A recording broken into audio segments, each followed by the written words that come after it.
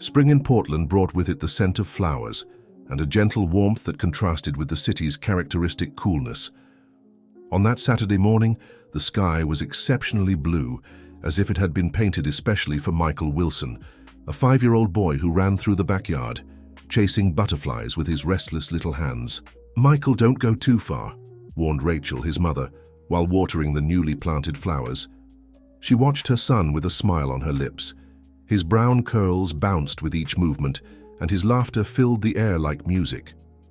Michael was her only joy since the turbulent divorce from Paul, her ex-husband, who now worked in New York and rarely visited his son. The phone rang inside the house, interrupting her thoughts. "I'll be right back, sweetie. Stay here, okay?" Rachel said, quickly going inside to answer. It was Mary, her sister, who lived abroad and rarely called. "Rachel, how are you? We need to talk about Mom." The conversation stretched for a few minutes, with Rachel distracted by worrying news about her mother's health. Suddenly, a primitive instinct made her look out the window. Her heart stopped for a second. Through the glass, she saw a man crouched next to Michael. Tall, well-dressed, with a smile that didn't reach his eyes. The yard gate, which she was sure she had closed, was ajar. A black van parked on the sidewalk, with the side door slightly open. "I need to hang up," she said abruptly, dropping the phone without waiting for a response. Rachel ran to the backyard, her heart pounding in her chest. "I have special puppies in my van. Would you like to see them?" the man was saying in a sweet voice, extending his hand to Michael. The boy, usually so talkative and expressive, was strangely quiet, as if hypnotized by the stranger. "Michael!" shouted Rachel, her voice tearing through the tranquil morning air. The man turned, surprised. For an instant, his friendly face gave way to a cold, calculating expression that froze Rachel's blood. He grabbed Michael's arm forcefully. "Let go of my son," Rachel shouted again, running toward them. The man hesitated for a crucial second. Michael, paralyzed until then, took advantage of the moment to break free and run toward his mother, who hugged him tightly against her chest. The van took off with a roar, tires screeching on the asphalt, leaving black marks on the quiet street of the residential neighborhood. "It's okay, my love. It's okay," whispered Rachel, trembling uncontrollably while holding Michael, who didn't speak, just clung to her sweater with fingers white from gripping so hard. Within minutes, the street was full of police cars. Rachel, still embracing Michael, repeated the story to Detective George Rivera, a middle-aged man with tired eyes that had seen too much. "Ma'am, did you see the license plate?" asked the detective, noting details in a small notebook. "No, everything happened so fast." Rachel ran her hand through her hair, desperate. But it was a black van, big, and the man, he had a smile, a horrible smile. Detective Rivera observed Michael, who remained silent, his eyes fixed on some invisible point. "Did he talk to you, Michael?" he asked gently, crouching down to the boy's level. Michael didn't respond, didn't blink, gave no sign of having heard the question. "He's in shock," explained one of the paramedics who had arrived with the police cars. "We need to take him to the hospital for an evaluation." As they were led to the ambulance, Rachel felt that something fundamental had been torn from her son in that spring backyard. The talkative and cheerful Michael had disappeared, replaced by a silent child who looked at the world as if he no longer belonged to it. What she didn't know was that that day would be just the beginning of a much more complex and painful journey than she could imagine. If you found this story interesting, don't forget to subscribe to our channel and give us a like. Tell us what city you're watching from. We continue. 3 weeks had passed since the incident, and the Wilson home was immersed in an oppressive silence. Michael hadn't uttered a single word. Doctors had diagnosed him with traumatic selective mutism, a condition in which children who have experienced disturbing experiences close themselves in a bubble of silence. "Doctor, when will my son speak again?" asked Rachel, sitting in the waiting room of Dr.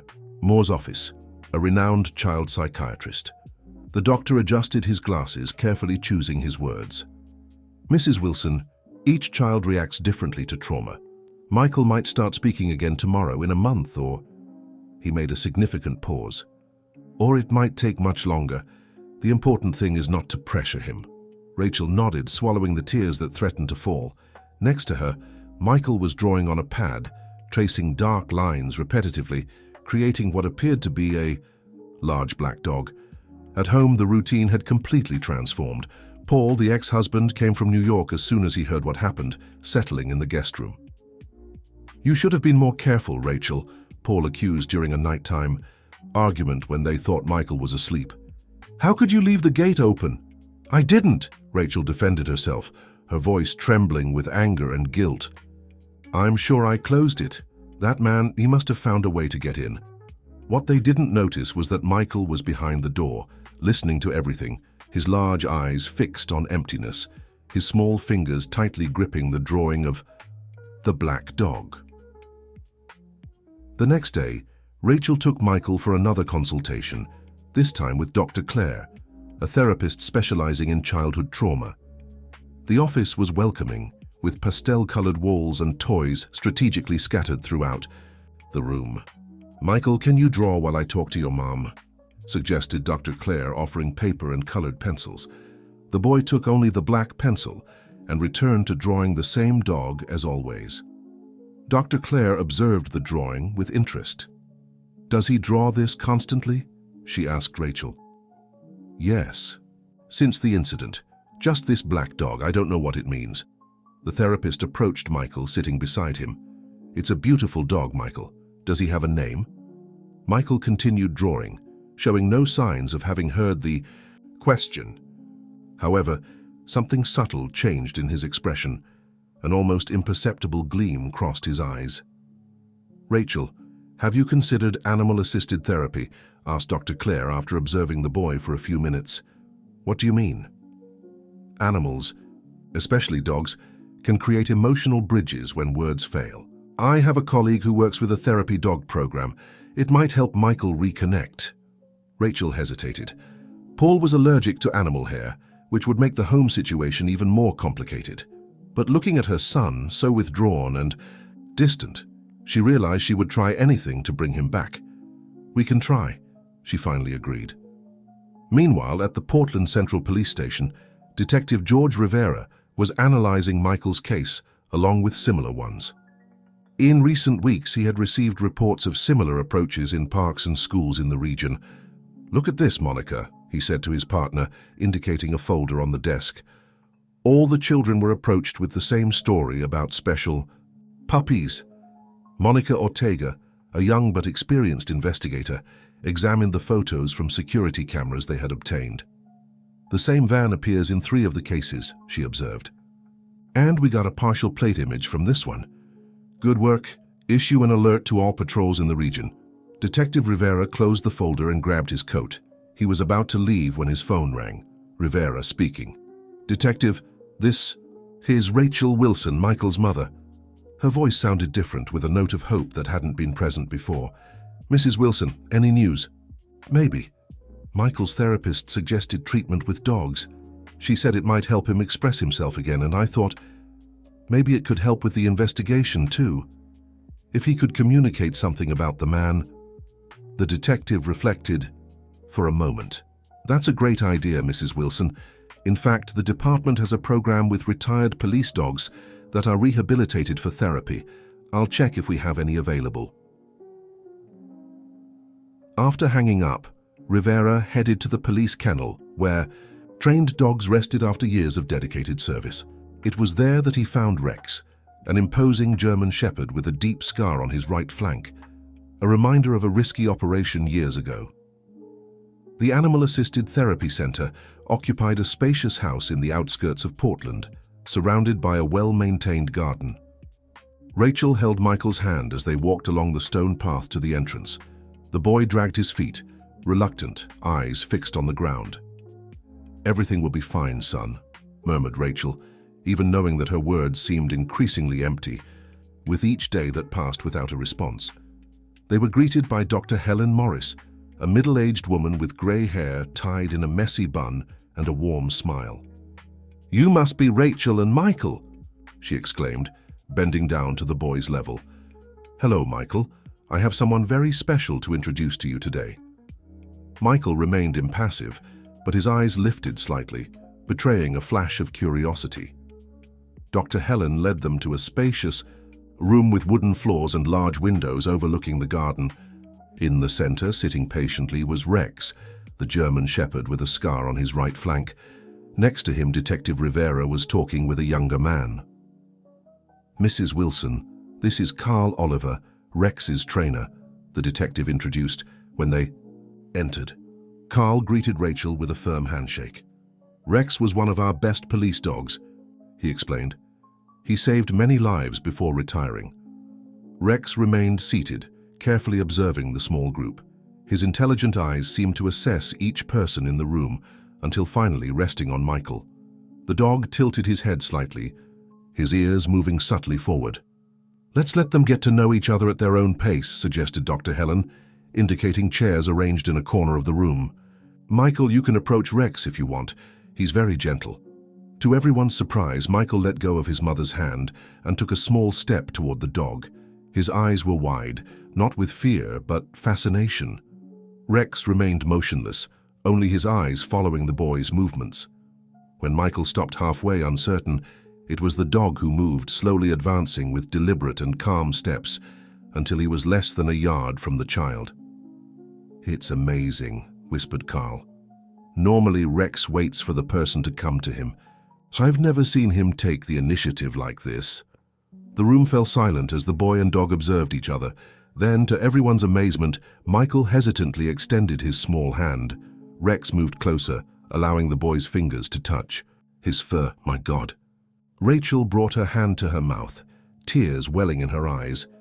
It was the first voluntary gesture Michael had made since the incident. For weeks, he had existed like a ghost, responding only to the strictly necessary with minimal nods of his head. Rex sat down, allowing Michael to explore his fur. When the child's fingers found the scar on the animal's flank, the boy stopped, tracing it delicately. "He got that scar saving a child from a fire," Carl explained softly.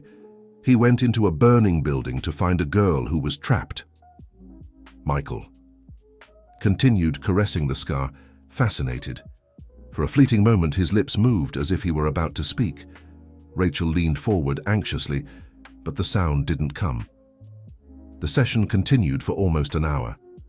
Michael didn't speak, but remained by Rex's side the entire time, occasionally stroking his fur or simply sitting next to him in shared silence. "This is enormous progress," Dr. Helen assured as they prepared to leave. "I'd like to schedule regular sessions if that's all right with you." "Of course," Rachel agreed immediately. "When can we come back?" "How about 3 times a week to start?" While they discussed the details, Detective Rivera observed Michael, who seemed reluctant to say goodbye to Rex. "Carl, do you think it would be possible," began the detective hesitantly. "For Rex to stay with them for a while," Carl completed, guessing his thoughts. "I was thinking the same thing. Rex is trained to stay in family homes when necessary." Rachel looked at them, surprised. "Would that be possible? Michael, he seemed so different today." "We'd need to make some adjustments to your home," explained Carl, "and someone would have to be trained to handle Rex correctly." "I'll do whatever it takes," Rachel stated determinedly. Detective Rivera smiled slightly. "Plus, Rex has an exceptional nose for people. If the man from the van approaches again—" He didn't need to complete the sentence. The idea of having Rex's additional protection for Michael was comforting. That night, as she tucked Michael into bed, Rachel noticed something different. For the first time in weeks, the boy didn't seem terrified of the darkness, nor did he hold her arm tightly when she tried to leave the room. "Tomorrow we'll prepare everything for Rex to come stay with us, son," she said, adjusting the blanket. "That'll be nice, won't it?" Michael didn't respond, but his eyes shone in a way Rachel hadn't seen in a long time. She kissed his forehead and left, leaving the door ajar. Outside, she leaned against the wall and allowed herself a moment of genuine hope. What Rachel didn't know was that, while she rested, Detective Rivera was making a crucial discovery in his investigation. The partial license plate of the van had led to a name, Richard Armstrong. Rex's adaptation to the Wilson home was not without obstacles. Paul, who had extended his stay in Portland, didn't hide his discontent when Rachel announced the dog's arrival. "A dog? You know I'm allergic, Rachel," he protested during dinner. while Michael played silently in the living room. "It's for our son's well-being, Paul," she responded, keeping her voice low. "You saw how he reacted to Rex. It was the first sign of life he's shown in weeks." Paul huffed, running his hand through his dark hair speckled with grey. "And how long will this last? I can't keep taking antihistamines indefinitely." Rachel held her breath, trying to control her growing irritation. "Nobody asked you to stay indefinitely," she answered, immediately regretting it when she saw her ex-husband's hurt expression. "He's my son too, Rachel." A heavy silence fell between them. Despite the problems that had led to their divorce, Paul was a good father. He was there because he genuinely loved and worried about Michael. "I'm sorry," murmured Rachel. "I'm exhausted and worried." That afternoon, Carl brought Rex to the house, along with a special bed, water and food bowls, and a detailed list of instructions. "Rex is extremely well trained," he explained, as the dog calmly explored his new environment. "He responds to verbal and gestural commands. The most important thing is to maintain routine." While Carl showed Rachel the basic commands, Michael watched from the stairs, his eyes following each movement of the dog. When Rex approached, sitting at the foot of the stairs and looking up, the boy slowly descended the steps until he sat beside the animal. The transformation in their routine was immediate. Rex followed Michael like a protective shadow, sleeping at the foot of his bed at night and remaining by his side during the day. The sessions with Dr. Helen continued at the therapy center, now more focused on helping Michael express himself, using Rex as an intermediary. "Try to show Rex what you're feeling, Michael," suggested the therapist during a session. "Sometimes it's easier to tell a friend than an adult." To everyone's surprise, Michael began to communicate through gestures he created himself, which only Rex seemed to fully understand. A movement of his finger indicated he wanted water. A gentle touch on the dog's ears meant he was afraid or anxious. At home, Paul observed the interaction with a mixture of admiration and jealousy.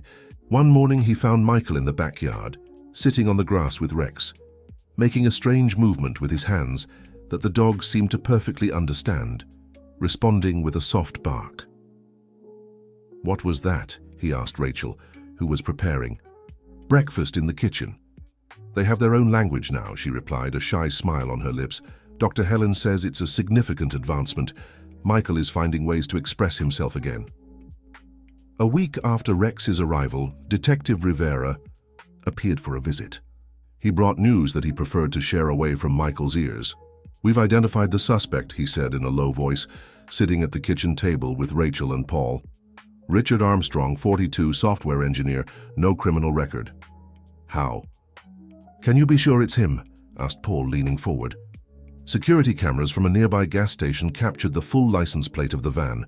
The vehicle is registered under a shell company, but we managed to trace it back to Armstrong. Plus," the detective hesitated, glancing briefly at Rachel, "we found evidence that he's involved in similar cases in other cities." Rachel turned pale. "Other children were—" "No, thank God. The other attempts were also thwarted, but we have reason to believe he's not acting alone." The conversation was interrupted by a sound that made all three adults freeze, a loud and urgent bark from Rex coming from the backyard. Rachel was the first to react, rushing to the back door. In the middle of the garden, Michael was standing completely still, staring at the fence that separated the property from the street. Rex was in front of him, his fur bristling in a defensive position. On the other side of the fence, a man in a cap was quickly walking away. "Hey, stop right there!" shouted Detective Rivera, running toward the fence, but the man had already disappeared around the corner. Michael was trembling slightly but not crying. When Rachel reached him and hugged him, he made a gesture to Rex, who immediately relaxed his posture, returning to the boy's side. "What happened?" asked Paul, arriving right behind them. "I don't know," Rachel answered. "Michael, did that man speak to you?" The boy didn't respond verbally, but made a movement with his hands. He touched his eyes and then pointed to the fence. Rachel looked at the detective, confused. "He was watching Michael," Rivera translated, understanding the gesture. "Rex must have sensed his presence before we could see him. That night, after reinforcing the security of the house and calming Michael, Rachel entered her son's room to check on him before bed. She found him sitting on the bed with Rex lying by his side. The boy was stroking the dog's head with smooth, repetitive movements. "Everything's okay, son." "You're safe," she whispered, sitting on the edge of the bed. To her surprise, Michael looked directly into her eyes and his lips moved subtly. No sound came out, but she could swear he had tried to say, "Rex." It was just a moment, but enough to light a new flame of hope in her heart. If you found this story interesting, don't forget to subscribe to our channel and give us a like. Tell us what city you're watching from. We continue. The news of Richard Armstrong's arrest came on a rainy Wednesday. Detective Rivera appeared soaking wet at the Wilsons' door, his normally serious face displaying a rare smile. "We did it, Rachel," he announced, accepting the towel she offered him. "We caught Armstrong trying to approach a child at a mall in Seattle. The local team was on standby after our alert." Rachel let out a sigh of relief, feeling as if an enormous weight had been lifted from her shoulders. "Thank God," she murmured. "Did he confess?" Rivera shook his head negatively. "Not yet. He's firmly maintaining there was a misunderstanding, that he was just asking children for directions. But we have the van, witness testimonies, and now identification from photographs. He won't escape." From the hallway, watching silently, Michael followed the conversation with Rex by his side. When the detective mentioned Armstrong's name, the boy's body subtly stiffened, and Rex responded immediately, pressing against his leg in a gesture of comfort. "In 2 weeks we'll have the preliminary hearing," continued the detective. "We hope. We won't need Michael to testify, but—" "He's still not speaking," interrupted Rachel, concern lining her forehead. "How could he testify?" "Well, there are precedents for nonverbal testimony, especially in cases involving traumatized children. But we'll do everything to avoid that." After the detective left, Rachel found Michael in his room, executing a series of hand movements for Rex, who responded by tilting his head or moving his paws in specific ways. "Do you two have a secret?" she asked softly, sitting beside her. "Son?" Michael looked at her, his large eyes revealing a depth of emotion that words couldn't express. He took his mother's hand and guided it to make the same movement he had just taught Rex, touching his own throat and then pointing outward. "What does that mean, dear?" Michael repeated the gesture more emphatically. Rex barked once as if trying to explain. The next day, during the session with Dr. Helen, Rachel shared the episode. "He seems to be trying to tell me something important, but I can't understand." The therapist observed Michael, who was quietly playing with a puzzle while Rex rested by his side. "The language Michael has developed with Rex is fascinating," she commented. "It's an alternative form of communication he created to compensate for the temporary loss of speech. The gesture you described—" She was interrupted when Michael abruptly stood up, approaching them. With determination in his gaze, he repeated the movement. He touched his own throat and pointed outward toward the clinic door. Dr. Helen's eyes widened in understanding. "Michael, are you trying to say you want to go outside?" The boy shook his head negatively and repeated the gesture, this time adding another. He indicated his ears and then pointed to Rex. "Sound?" Rachel ventured. "Do you want Rex to make some sound?" For a moment, frustration crossed Michael's face. Then, to the astonishment of both women, he took a paper and pencil from the nearby table. With hesitant movements, he began to draw. "He's never done that before," Rachel whispered to the therapist, watching her son with fascination. On the paper, Michael was drawing a figure that appeared to be the man from the van, and next to him, something that resembled a radio or cell phone. Then he drew Rex with arrows pointing from his ears to the device. "He's trying to tell us that Rex recognized something." "A sound," suggested Dr. Helen, looking attentively at the drawing. Michael nodded energetically, the first clear sign of intentional communication since the incident. He pointed to the drawing of the man and then to his own ears. "The voice?" asked Rachel, feeling her heart accelerate. "Are you saying Rex recognized the man's voice?" Again the boy nodded, his eyes shining with the urgency of being understood. "That's amazing, Michael," exclaimed Dr. Helen, containing her professional excitement so as not to frighten him. "You're communicating very well." Rachel immediately thought of the implication of that for the case. "We need to tell Detective Rivera. If Rex recognized Armstrong's voice, that could be crucial for the case," completed Dr. Helen. "Dogs have exceptional auditory memory, especially trained dogs like Rex." That same afternoon, Detective Rivera appeared at the clinic, accompanied by Carl, Rex's trainer. The detective seemed skeptical, but willing to explore any possibility. "I've never heard of a dog witness in an American court," he commented, scratching his chin thoughtfully.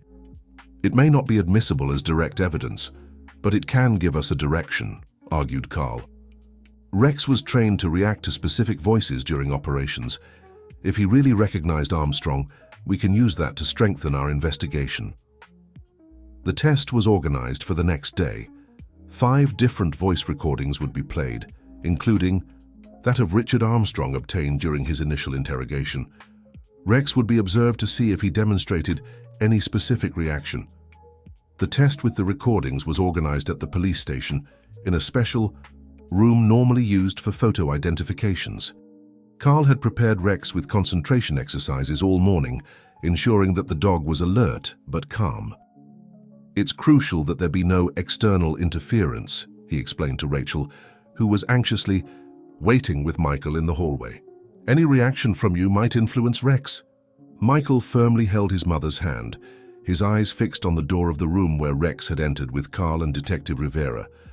It was the first time he had been separated from the dog since he had arrived at his house, and the anxiety was visible on his pale face. "Everything will be fine, son," Rachel assured him, gently squeezing his hand. "Rex is very intelligent. He'll help the police catch the bad man." Inside the room, Detective Rivera adjusted the audio equipment while Carl positioned Rex in the center of the environment. A camera would record all the animals' reactions. "Let's start with neutral voices," said the detective. "Then we'll introduce Armstrong's recording in a random order. Even you won't know when it's his, so as not to unconsciously influence the dog." Carl nodded, kneeling beside Rex. "We're ready," he confirmed. The first voice from a police officer at the station echoed through the room. Rex remained attentive but relaxed. The second, from an administrative employee, also provoked no significant reaction. On the third recording, however, something changed. As soon as the voice began to speak, Rex raised his ears abruptly, his body stiffening in alert. A low growl formed in his throat. Carl and the detective exchanged glances. Without saying anything, Rivera recorded the reaction and proceeded to the 4th recording. Rex relaxed again. On the 5th and last, he remained indifferent. "It was the 3rd one," concluded Carl, stroking Rex's fur to calm him. "He recognized the voice, I'm absolutely certain." Detective Rivera checked his notes and nodded gravely. "It was Armstrong's recording," he confirmed. "This is very interesting." When the door opened and Rex came out, Michael immediately ran to the dog, hugging him tightly. The animal gently licked his face, as if wanting to assure him that everything was okay. "We had a positive reaction," Rivera informed Rachel. "Rex demonstrated unmistakable recognition of Armstrong's voice. This confirms what Michael was trying to tell us." The implications of that discovery soon became evident. Detective Rivera, meeting with Prosecutor Julia Cooper in his office, explained what they had discovered. "We can't use voice recognition by a dog as formal evidence," considered the prosecutor, adjusting her red-framed glasses. "But this definitely strengthens our theory that Armstrong was at the location and tried to approach the boy." "There's more," added Rivera, leafing through his notebook. "Based on this, we got warrants to investigate properties associated with Armstrong. At a country house in the outskirts of Pine Ridge, we found something disturbing." He pushed some photographs across the desk. The prosecutor examined them, her face hardening with each image. "These are toys?" "Yes, dozens of them, all new, still in their packaging. And more worrisome, photos of children in parks and schools, including one of Michael Wilson, taken days before the attempted approach." The prosecutor let out a heavy sigh. "This changes everything. With this material, I can request immediate preventive detention, and more. I think we'll need Michael's testimony after all, even if non-verbal." "He's still not speaking," Rivera reminded her. But he's developed a communication system with Rex that's impressively effective. A boy and his dog testifying together? The prosecutor raised an eyebrow, but her demeanor soon softened. Well, it wouldn't be the first time we've had to adapt the system to protect a child. That night, Rachel faced the difficult task of explaining to Michael that he would need to go to court. The therapist had prepared an illustrated book, specially to help children understand the judicial process, and Rachel flipped through it with her son in bed. See, Michael, this is the place where people go to ensure that rules are followed. The judge is like a referee who decides what's fair, she explained gently. You'll need to go there and show the judge what happened that day. Rex can go with you. Hearing his name, the dog, who was resting at the foot of the bed, raised his head attentively.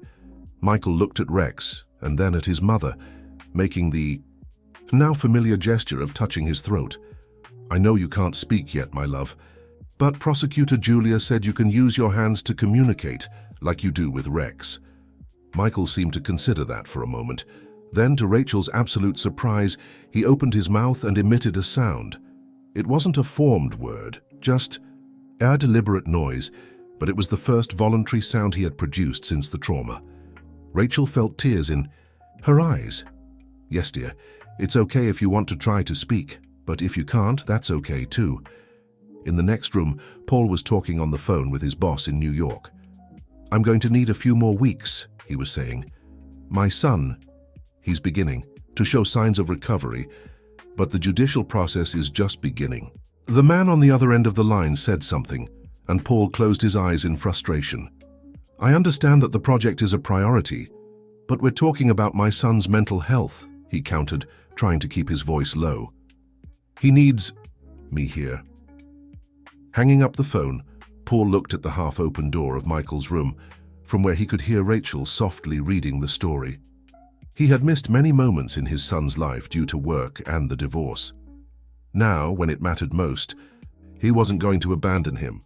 Meanwhile, in a cell at the police station, Richard Armstrong was receiving a visit from his lawyer, who brought disturbing news.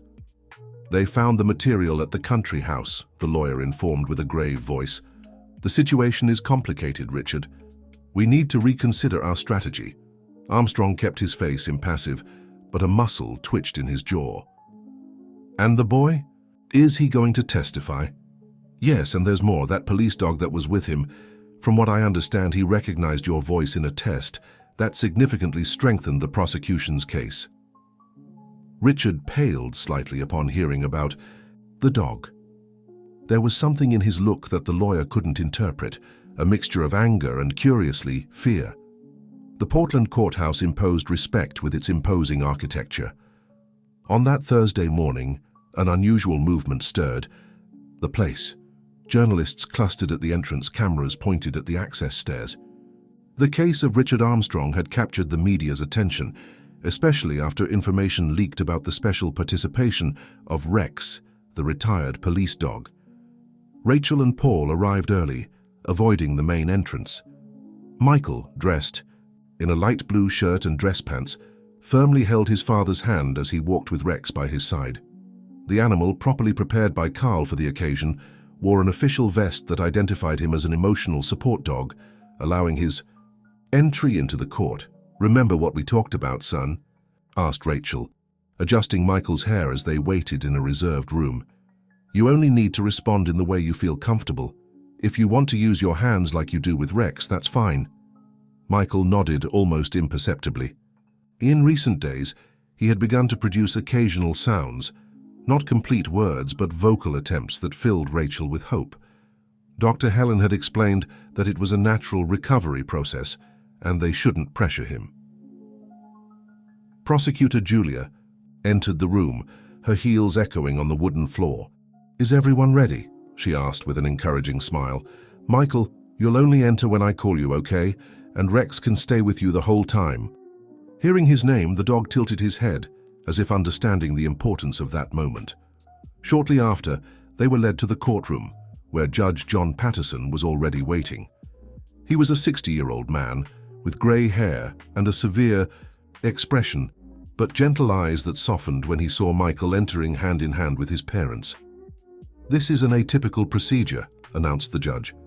"Due to the special circumstances involving a child in a state of selective mutism, I've authorized the presence of the parents and the emotional support animal. I ask everyone to maintain composure and respect for the minor's well-being." The opposite side of the room, Richard Armstrong observed everything with apparent tranquility, dressed in a sober suit and occasionally conversing with his lawyer. When his gaze crossed Michael's, the boy instinctively shrank against Rex, who immediately became alert, without, however, emitting any sound. The hearing began with Prosecutor Julia presenting the collected evidence, the security camera images, testimonies from witnesses of similar cases in other cities, and photographs of the material found at the Pine Ridge Country House. "Additionally, Your Honor, we have circumstantial but significant evidence," continued Julia. "The retired police dog Rex, who now assists Michael as emotional support, positively identified the accused's voice in a controlled test conducted at the police station." The defense attorney immediately stood up. "Your Honor, with all due respect, a dog cannot be considered a valid witness in a judicial process. We are not presenting the dog as a formal witness, merely reporting a relevant fact for the investigation." Julia countered. "The main witness is Michael Wilson, the victim of the attempted approach, who will testify now within his limitations." The judge nodded affirmatively and instructed that Michael be led to the witness chair. Rachel hesitated, uncertain if she should accompany her son, but the social worker designated by the court indicated that she could stay by his side. Michael sat down, seeming tiny in the large chair. Rex positioned himself by his side, vigilant. "Michael," the prosecutor began gently, "can you show us in your way what happened that day in your backyard?" Silence weighed in the room.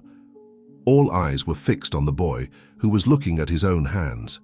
Then, slowly, he began to make gestures. He indicated the house, showed himself playing, and then pointed directly at Richard Armstrong.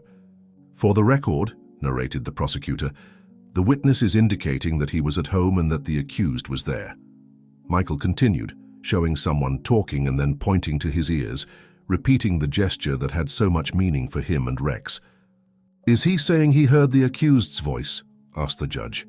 Rachel nodded, explaining, "Michael developed this specific gesture to refer to the voice of the man who tried to take him.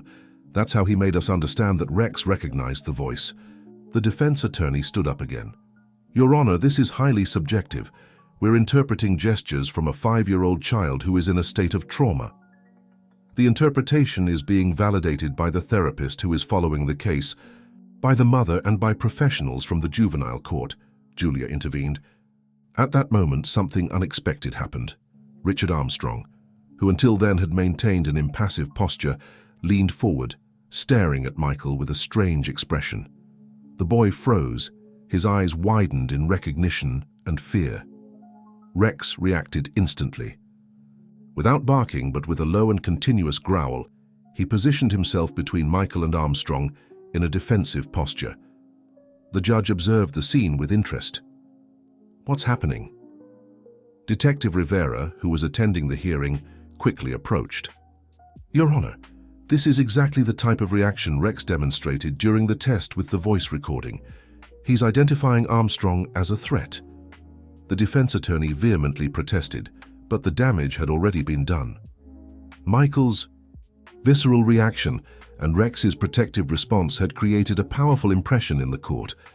When the time came for a break, Rachel and Paul took Michael to the reserved room, where Dr. Helen was waiting for them. The boy was trembling slightly but remaining firm, one hand constantly buried in Rex's fur. "You were very brave," praised the therapist. "How are you feeling?" In response, Michael made a new gesture, bringing his hands to his chest and then slowly opening them. "What does that mean?" asked Paul, intrigued. Rachel smiled, understanding. "I think he's saying he feels relieved? Lighter." Michael nodded, a small smile forming on his lips for the first time in weeks. Outside, Detective Rivera was speaking quietly with the prosecutor. "This changed everything," she commented. "The reaction of the dog and the boy. The jury doesn't need anything else to be convinced." "And there's more," added Rivera. received a call from the team investigating Armstrong's computer. They found more evidence linking him to a larger network. This goes far beyond a solitary predator. Inside the room, unaware of these new discoveries, Rachel hugged Michael, feeling that they could finally glimpse the end of that nightmare. What she couldn't imagine was that the true revelation was yet to come, a secret that would completely change the course of the trial and bring to light a surprising connection to Rex's past. The second part of the hearing was about to begin, when Carl, Rex's trainer, burst into the reserved room where Rachel, Paul, and Michael were waiting. His normally calm face displayed unusual agitation. "I just received a call from police headquarters," he said, still breathless from running through the courthouse corridors. "We need to speak with Detective Rivera immediately." Paul, who was adjusting his tie in front of the mirror, turned, confused. "What happened?" "It's about Rex," answered Carl, lowering his voice so as not to alarm Michael, who was silently playing with the dog in a corner of the room. "And about Richard Armstrong. There's a connection between them that no one realized until now." Rachel felt a chill run down her spine. The room suddenly seemed colder. "What kind of connection?" Carl hesitated, looking significantly at Michael. "Can we talk outside?" Leaving Michael under the attentive care of the social worker, the adults gathered in the hallway with Detective Rivera, who had been urgently called. "Rex's scar," began Carl, pointing to a folder the detective was carrying. "You have the complete report of the operation where he was injured, right?" Rivera nodded, quickly leafing through the documents. "Operation Guardian Angel 3 years ago. One of the largest operations against human trafficking in the Pacific Northwest. Rex was injured when entering an abandoned warehouse where a child was being held." "And who was in that warehouse?" asked Carl, his eyes shining with a dark certainty. The detective frowned, searching for the information in the records. Suddenly his face paled. "My God. It says here that among the suspects detained was a man identified as R.A., later released for lack of evidence. The physical description matches Richard Armstrong." Carl nodded vigorously. "And there's more. The analysis team discovered a tattoo on Richard's back during his current detention," he revealed, extending a photograph. "An eagle holding a serpent. It's the same symbol we found tattooed on 3 of the suspects from that operation." Prosecutor Julia, who had silently joined the group, examined the photograph attentively. "This changes everything," she concluded, after a moment. "If we can prove that Richard was involved in the previous operation, we establish a pattern of behavior. And it explains Rex's reaction," added Carl. "When dogs face traumatic situations, they develop powerful sensory memory. Rex wasn't just identifying Armstrong as the man from the yard.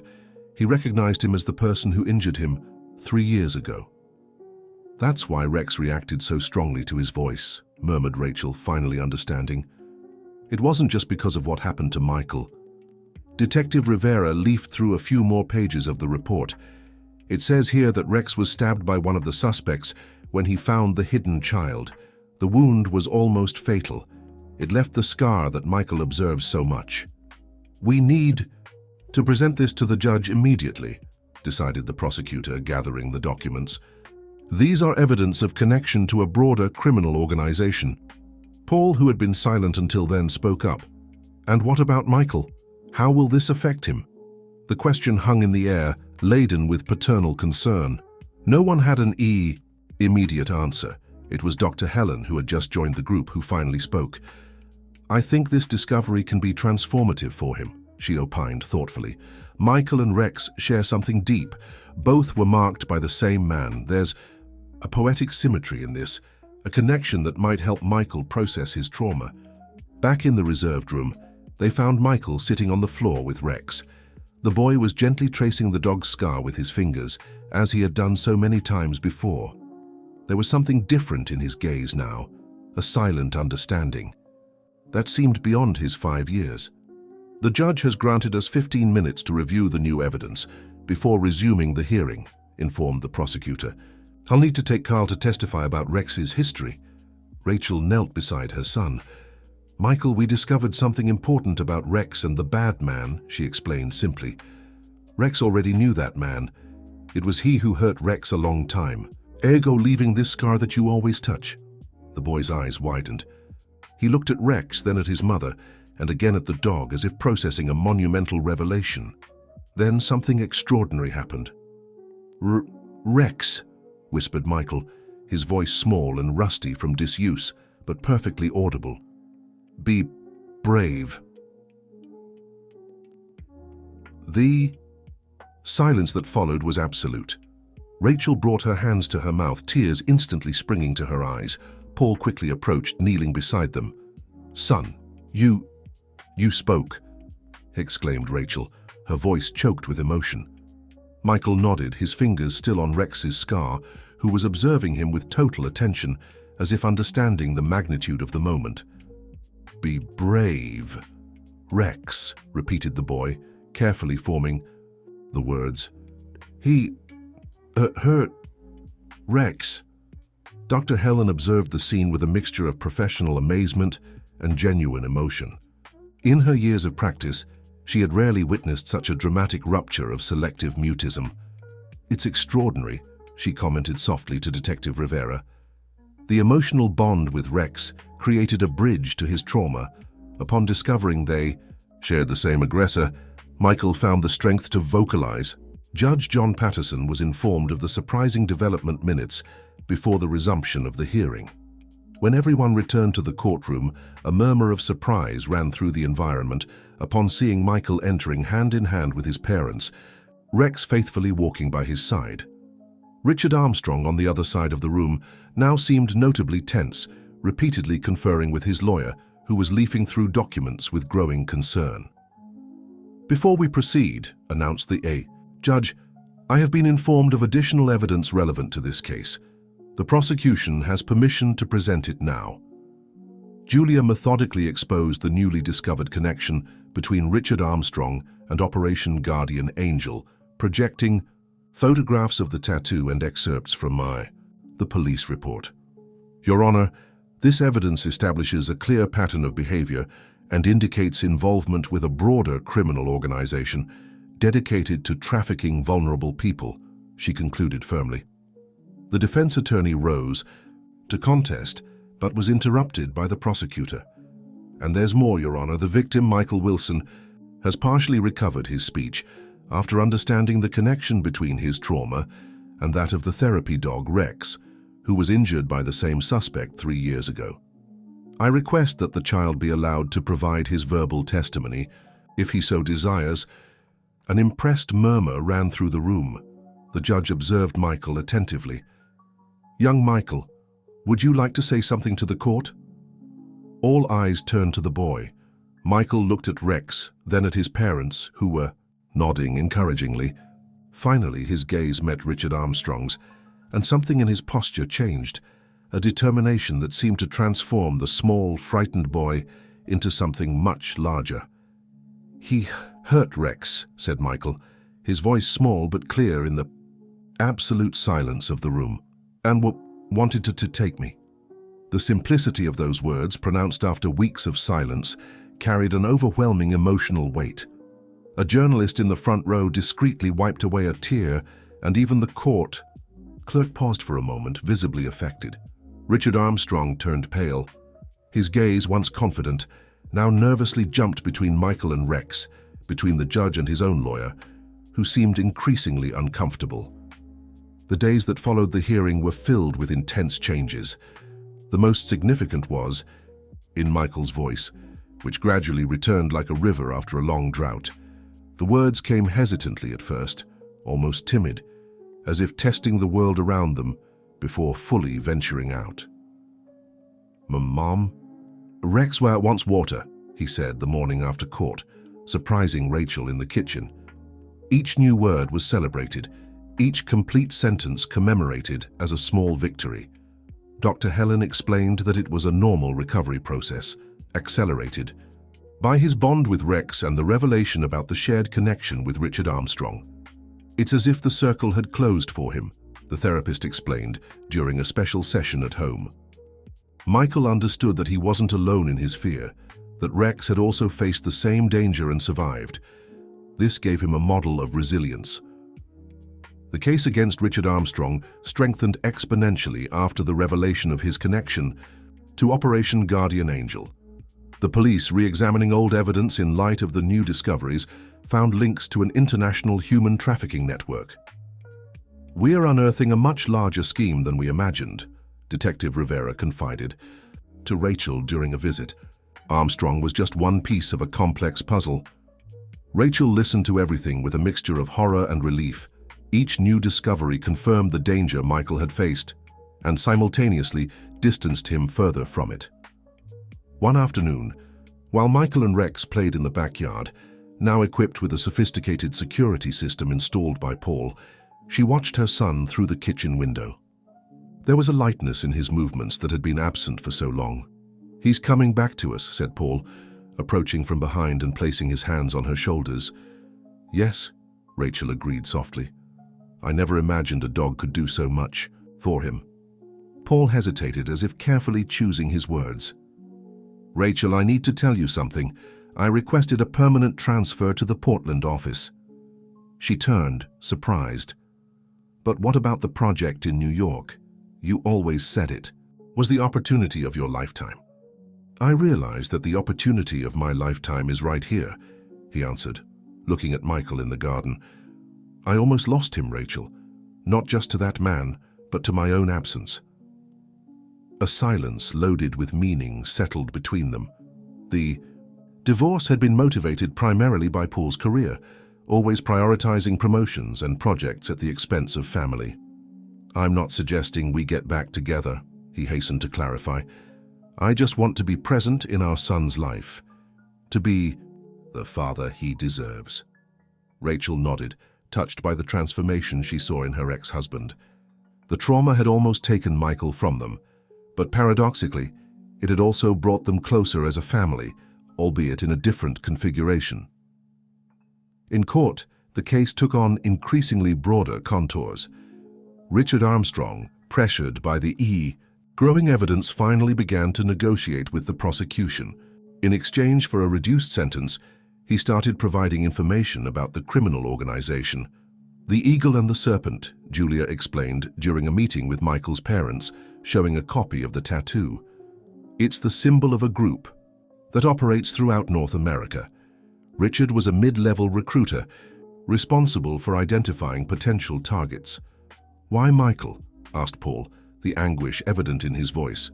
"Why our son?" The prosecutor sighed heavily. "From what we've been able to extract from the testimonies, they select children with specific characteristics, usually for international clients. Michael, well, he has physical traits that are apparently valued in this horrible market." Rachel felt nauseous. The idea that her son had been selected was almost unbearable. "I just want this to end, for him to be a child again." While the adults discussed the developments of the case, Michael was making remarkable progress. His sessions with Dr. Helen continued, but now in a different format. The focus was on helping him process the trauma and express his feelings through speech and art. In one of these sessions, he produced a drawing that impressed everyone. He portrayed himself and Rex, both with identical scars, facing a dark shadow in the shape of an eagle. "It's remarkable how he internalized the symbolism," commented Dr. Helen, examining the drawing. "See how their scars shine?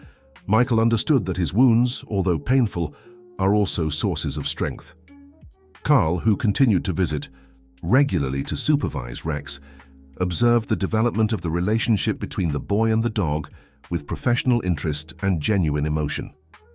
"I've never seen Rex form such a deep bond," he commented, watching them practice commands in the garden. "It's as if they were born to meet each other." Michael, who previously could barely sustain eye contact with strangers, now guided Rex with growing confidence, giving clear commands and celebrating each success with laughter that filled the house. "Will he stay with me forever?" he asked one night as Rachel tucked him into bed. The question caught her off guard. Rex had been designated as a temporary therapy dog to help Michael during his recovery. Technically, he belonged to the police program. "I don't know, sweetheart. Rex has an important job. But he saved me," insisted Michael, his large eyes pleading. "And I saved him too." "How did you save Rex?" asked Rachel, intrigued. Michael stroked the dog, who was resting placidly at the foot of the bed. "He was sad before he met me. Carl said he didn't want to work anymore after being hurt. Now he's happy again." Rachel promised to talk to Carl about the possibility of permanent adoption, moved by her son's emotional insight. On the eve of the final judgment, an atmosphere of anxiety and hope hung over the Wilson home. Michael, although still presenting occasional stuttering and moments of withdrawal, showed a resilience that surprised everyone around him. "I'm proud of Rex," he said during dinner, while the dog attentively observed the table, waiting for some opportune leftover. "Will he help other B-boys too?"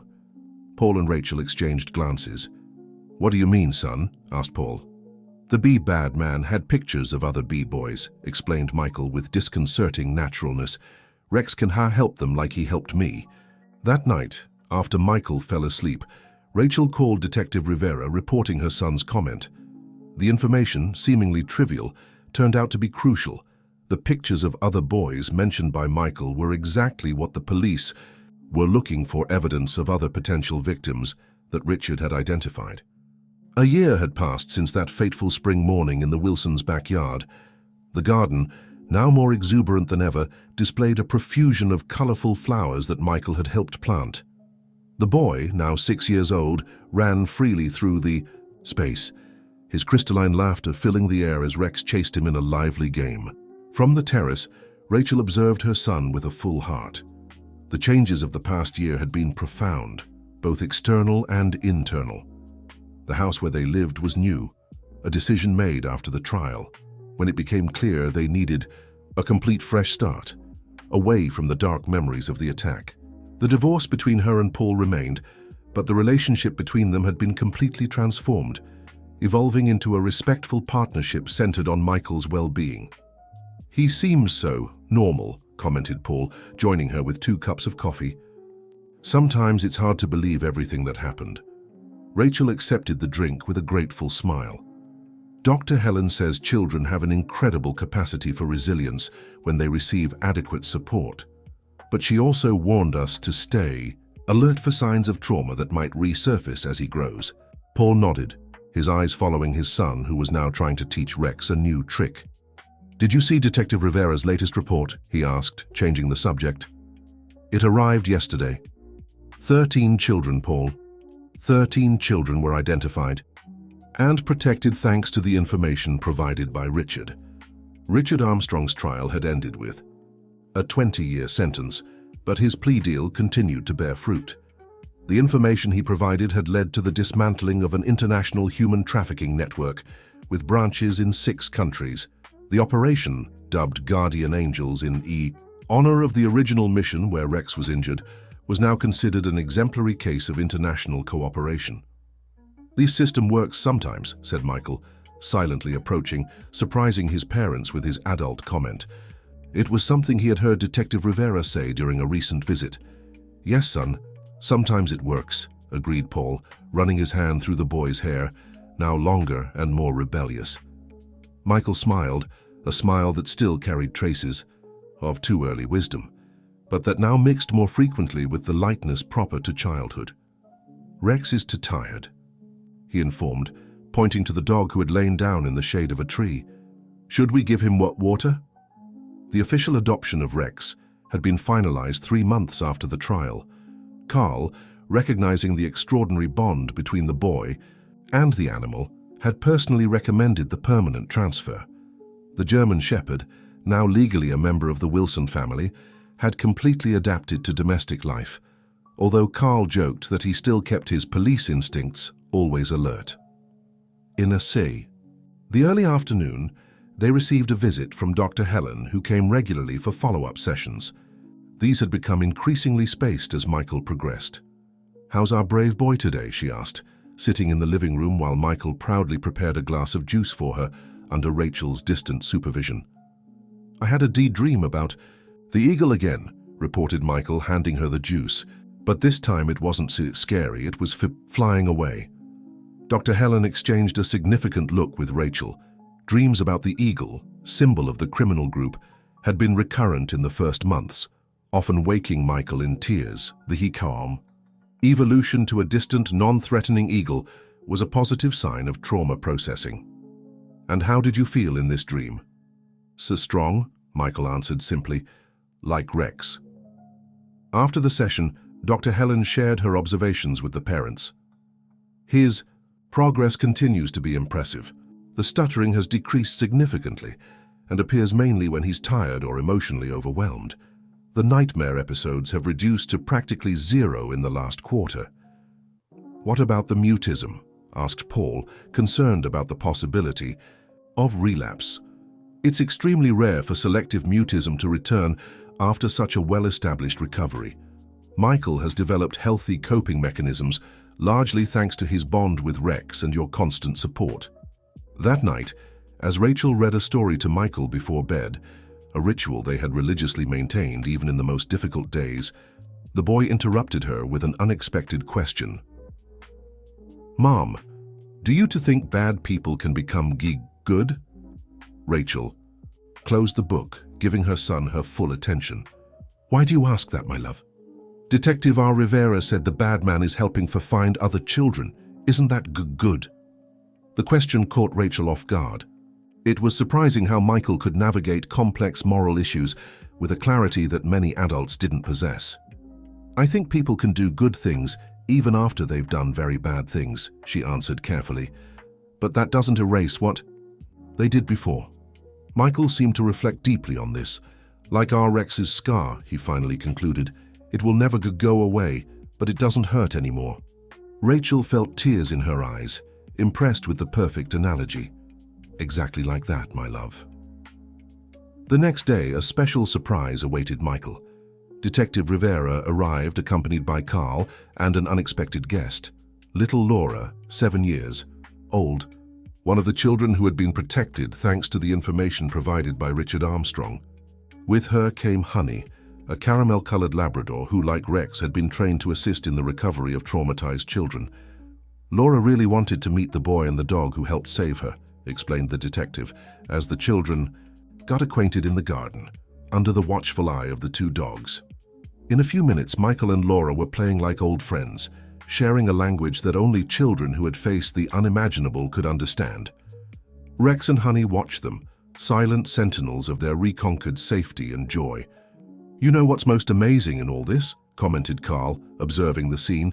"How something so terrible could ultimately generate so much good." Rachel nodded, feeling a peace she hadn't experienced in a long time. The past year had been a journey of pain, fear, and finally, healing. Michael would never completely forget the trauma, just as Rex would never lose his scar, but both had found a way to transform their wounds into strength, a strength that now helped other children find their own path to recovery. As the sun began to set on the Portland horizon, painting the sky with shades of orange and pink, Rachel observed her son laughing freely in the garden.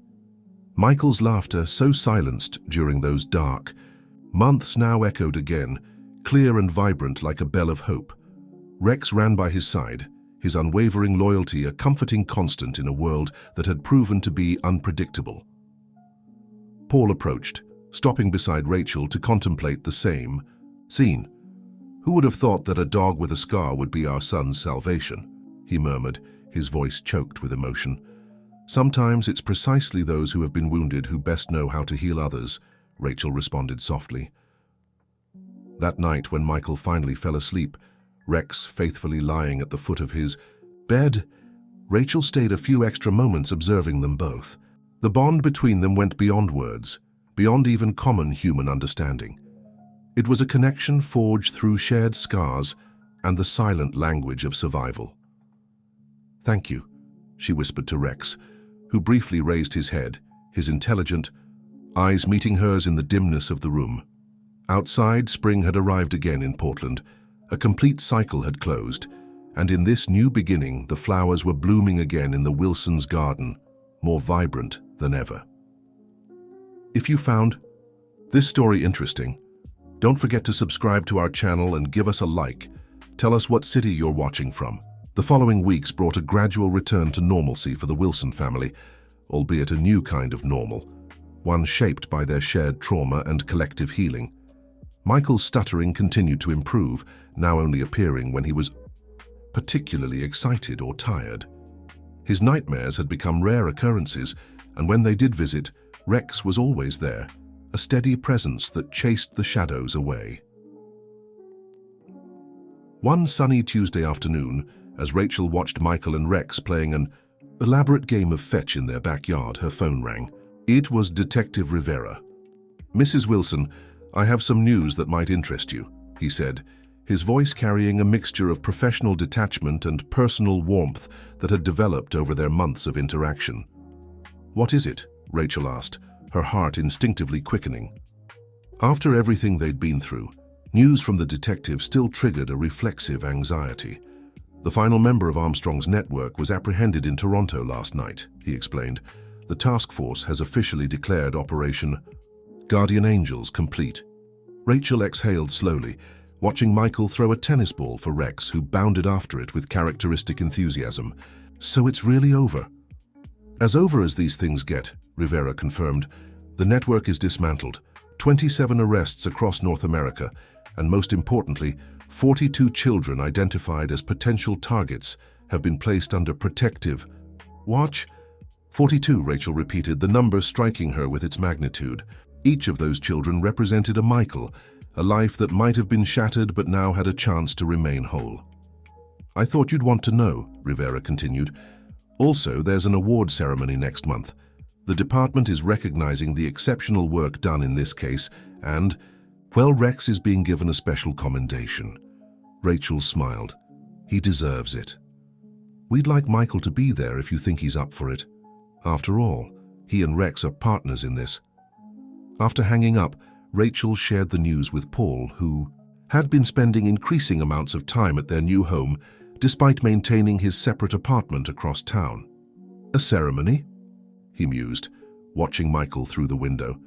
"How do you think he'll handle it?" 6 months ago, I'd have said absolutely not," Rachel admitted. "But now, I think he might actually enjoy being recognized alongside Rex." The day of the ceremony arrived with perfect spring weather. Michael, dressed in a navy blue suit that matched the official police colors, stood proudly beside Rex, who wore a special ceremonial collar for the occasion. The auditorium of the Portland Police Department was filled with officers, victims, advocates, and families of the children saved by Operation Guardian Angels. Police Commissioner Davis approached the podium, clearing his throat before addressing the crowd. "Today, we recognize not just the extraordinary efforts of our officers and international partners, but also the unexpected heroes who emerge in our darkest hours." He gestured toward Michael and Rex. "Would Michael Wilson and his partner Rex please join me on stage?" There was a moment of uncertainty as all eyes turned to the small boy. Rachel squeezed Michael's shoulder encouragingly, unsure if the pressure of the moment might trigger his mutism or intensify his stutter. But Michael straightened his small shoulders, patted Rex's head once, and together they walked confidently to the stage. Commissioner Davis knelt down to Michael's level, speaking directly to him rather than to the crowd. "Michael, Rex was once one of our finest police dogs, but his greatest service came after his retirement, when he helped you find your voice again. Today, we want to recognize both of you for your courage." He presented a special medallion, which he draped around Rex's neck, and a smaller version for Michael. "Would you like to say anything?" the commissioner asked gently, no expectation in his voice. Michael looked out at the sea of faces, then down at Rex, who sat attentively by his side. The room fell silent, prepared to accept if the boy chose not to speak. But Michael stepped forward to the microphone adjusted by an aide to his height. "Rex and I," he began, his stutter slight but present, "we both got hurt by bad people, but we helped each other get better." He paused, his hand instinctively finding the spot on Rex's flank where the scar lay beneath his fur. "And then we helped other kids too. That's what heroes do, I think. They use their hurts to help others." The simplicity and wisdom of his words left the room in stunned silence for a moment before erupting into applause. Rachel found herself crying openly, Paul's arm around her shoulders as they watched their son, no longer just a victim but a survivor, a helper, a healer in his own right. After the ceremony, As they made their way through the crowd receiving congratulations, Detective Rivera approached with a woman Rachel didn't recognize. "Rachel, Paul, Michael, I'd like you to meet Dr. Sarah Johnson. She runs the Child Trauma Recovery Center at Portland Memorial Hospital." The woman smiled warmly, crouching down to greet Michael and Rex at their level. "I've heard so much about you two," she said, "and I have a proposition that I think might interest you." Over the next hour, Dr. Johnson explained her program, one that paired therapy dogs with children who had experienced severe trauma. The center was looking to expand, and she believed that Michael and Rex, with proper training and supervision, could become a vital part of their outreach efforts. "But he's just a child," Paul protested, protective instincts flaring. "Of course," Dr. Johnson nodded. "We're thinking more long-term. For now, occasional visits where Michael and Rex could simply play with other children. As he gets older, if he's interested, the role could evolve." Michael, who had been quietly listening, tugged on Rachel's sleeve. "I want to do it," he said, his voice clear and determined. "I want to help other kids not be scared anymore." The summer brought new routines. Twice a week, Rachel would drive Michael and Rex to the Trauma Recovery Center, where they would spend an hour with children still locked in silence or fear. Some days, they simply played in the center's therapeutic garden. Other days, Michael would sit quietly while a child who couldn't yet speak to adults would whisper secrets into Rex's attentive ears. "It's remarkable," Dr. Johnson told Rachel during one session, as they watched Michael guiding a younger boy in how to give Rex commands. "He has an instinct for this work that can't be taught. He knows exactly when to push and when to just be present." "He's been on both sides," Rachel said softly. "He understands the journey because he's walked it himself." As fall approached, Michael prepared to return to school, a new school where nobody knew his story unless he chose to share it. The night before his first day, Rachel found him sitting on his bed, Rex's head in his lap, having what appeared to be a serious conversation with the dog. "Nervous about tomorrow?" she asked from the doorway. Michael looked up, surprise flickering across his face as if he hadn't realized he was speaking aloud. "A little," he admitted. "But Rex says I'll be okay." Rachel smiled, coming to sit beside him. "Oh, and how does Rex know that?" "Because," Michael explained with the perfect logic of childhood, "I'm brave enough to talk to the scary kids at the center. School kids aren't scary at all." The next morning, Paul arrived early to see Michael off on his first day. As they stood at the bus stop, Michael between them with Rex dutifully at his side. The school had made a special exception, allowing Rex to accompany Michael for the first few weeks. Paul knelt down for a last-minute pep talk. "Remember what? We practiced. If anyone asks about Rex, I tell them he's my service dog because something scary happened to me, but I don't have to tell them what unless I want to," Michael recited. He had practiced this response extensively with Dr. Helen, preparing for the inevitable curiosity of his classmates. As the bus appeared at the end of the street, Michael suddenly threw his arms around both his parents, squeezing tight. "Thank you for not giving up on me when I couldn't talk," he whispered. Rachel and Paul exchanged glances over their son's head, a world of shared pain and triumph in that single look. "We never would," Rachel assured him, smoothing his hair. "Not in a million years." The bus stopped, doors opening with a hydraulic hiss. Michael grabbed his backpack, gave Rex a final pat, and bounded up the steps without looking back. Rex whined softly, unaccustomed to being separated from his charge. "He'll be fine," Paul said, though whether he was reassuring Rachel or Rex or himself wasn't entirely clear. They watched the bus pull away, carrying Michael toward another milestone in his recovery journey. "Coffee?" Paul suggested, gesturing toward the house. "I took the morning off." Rachel nodded, turning toward home with Rex at her side. "That would be nice." As they settled at the kitchen table, steam rising from their mugs, Paul glanced around the bright, airy space that was so different from their old home. "We've come so far," he observed. "All of us." Rachel followed his gaze, seeing their journey reflected in the life they had rebuilt. New house, new routines, new relationships, even, in some ways, new versions of themselves. We have, she agreed. But we still have a long way to go. Paul nodded, understanding the layers in her statement. Michael's recovery would continue for years. Their co-parenting relationship was still finding its balance, and the larger battle against the forces that had threatened their son was ongoing, far beyond the boundaries of their personal victory. Rex, sensing the contemplative mood, rested his head on Rachel's knee, his deep brown eyes looking up at her with what seemed like profound understanding. "You know," Paul said, watching the interaction, "sometimes I think he understands more than we do." Rachel scratched behind Rex's ears, the gesture as comforting to her as it was to him. "I think you're right," she said softly.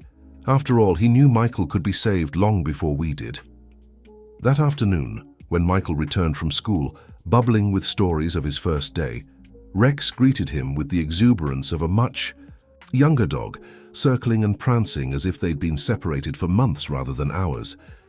"How was it, sweetheart?" Rachel asked, accepting a somewhat crushed artwork from his backpack. "Good," Michael declared. "I told everyone about Rex and his scar, and how he was a police dog, and my teacher says maybe he can visit the whole class sometime for show and tell."